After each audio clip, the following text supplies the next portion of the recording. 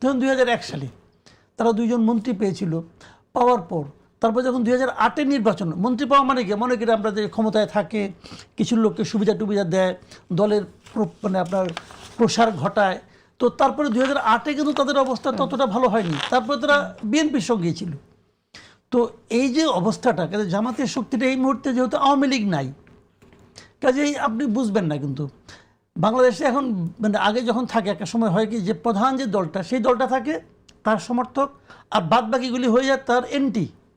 যেমন এখন হয়তো হবে বিএনপি আবার এন্টি বিএনপি, এরকম কিন্তু একটা হিসাব আপনি যদি করেন তাহলে দেখবেন জামাত অনেক বড়, কিন্তু জামাত আসলে অত বড় না। আমি আপনাকে কয়েকটা কথা বলি, জামাত প্রথম থেকে ভালোই খেলছিল, তারা শেষ দিকে এসে দু একটা মানে ভুল তাদের নিচে পদক্ষেপ, ভুল পদক্ষেপগুলোর মধ্যে সবচেয়ে বড় ভুল পদক্ষেপ হলো তারা এনসিপিকে সঙ্গে নিছে। এনসিপিকে সঙ্গে নিয়ে তারা একটা মারাত্মক ভুল, ব্লান্ডার আমি বলবো। কেন আপনি মনে করছেন এই ভুল করেছে তারা? প্রথম কারণ হলো এনসিপিকে নেওয়ার কারণেই কিন্তু তাদের এখান থেকে বেসিক্যালি ইসলামী আন্দোলন বেরিয়ে গেছে।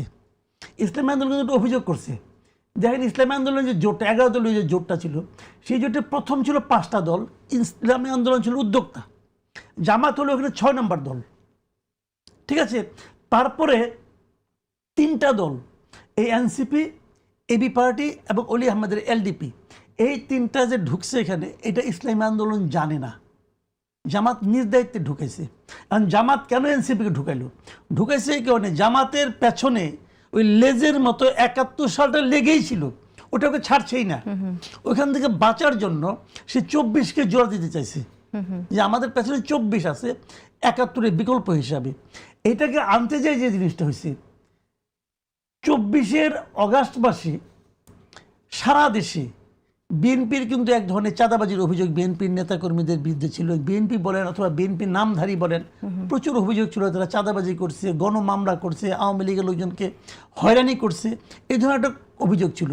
ওই সময় জামাতে একটা ইতিবাচক ভূমিকা পালন করছিল, এদেরকে এক ধরনের প্রশ্রয় দিয়ে, আশ্রয় দিয়ে, সহানুভূতি দিয়ে করেছে। কিন্তু সেখান থেকে অনেকে মনে করেছিল যে আওয়ামী ভোটগুলি বোধহয় কিছু কিছু ভোট জামাতের বাক্সে যাবে, কিন্তু যেই মাত্র তারা এনসিপিকে নিয়ে নিল তখন জিনিসটা কী দাঁড়ালো, যে আওয়ামী লীগের যে রাজনীতি স্থগিত, এটা কার জন্য স্থগিত? এনসিপির জন্য স্থগিত, হাসনাত আবদুল্লাহর জন্য স্থগিত, এরাই তো করছে।